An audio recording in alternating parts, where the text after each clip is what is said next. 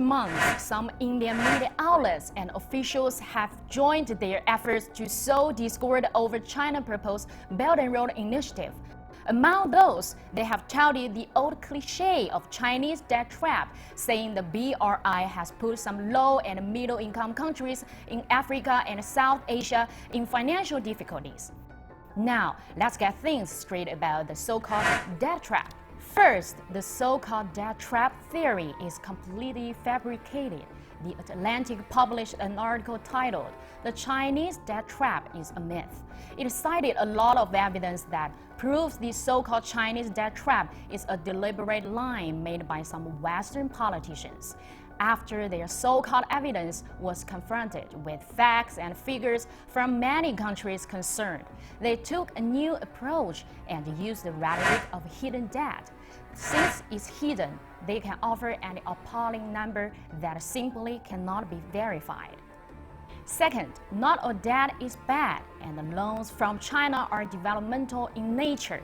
The foreign debts of many Western countries have exceeded 100% of their GDP, and there is no warning of their falling into a debt trap. How come? Developing countries are economically backward and need development funds to build infrastructure, create jobs, and improve people's livelihood. With China's help, over 6,000 kilometers of railways, 6,000 kilometers of roads, nearly 20 ports, and over 80 large power plants have been built in Africa. A World Bank study estimated that the Belt and Road Initiative will lift 7.6 million people out of extreme poverty and 32 million people from moderate poverty.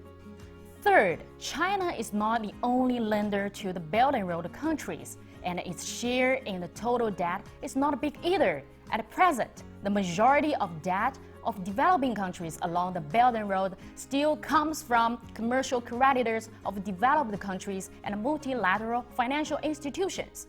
Now, let's take Kenya as the example.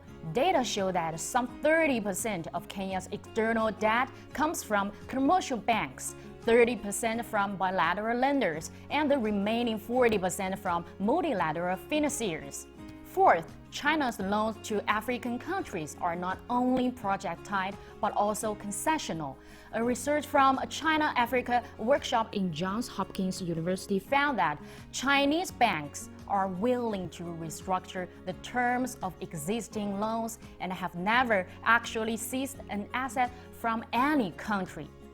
During the 2022 Munich Security Conference in February, Bangladesh's foreign minister said, as Bangladesh requires funds to build up a wide range of infrastructure projects, China offered a basket of money and affordable proposals. On the contrary, the aid from other partners came with a lot of strings. Some politicians in India apparently regard South Asian countries such as Bangladesh as India's spheres of influence and regard China as India's geopolitical rival. Guided by their distorted zero-sum game mindset, they certainly don't want to see countries in the region join the BRI and enhance cooperation with China. But fruitful results achieved by win-win cooperation won't lie, and countries involved have more credibility to speak than an outsider and alarmist like India. If India really cares about the development of others, they'd better focus more on paving roads instead of setting traps.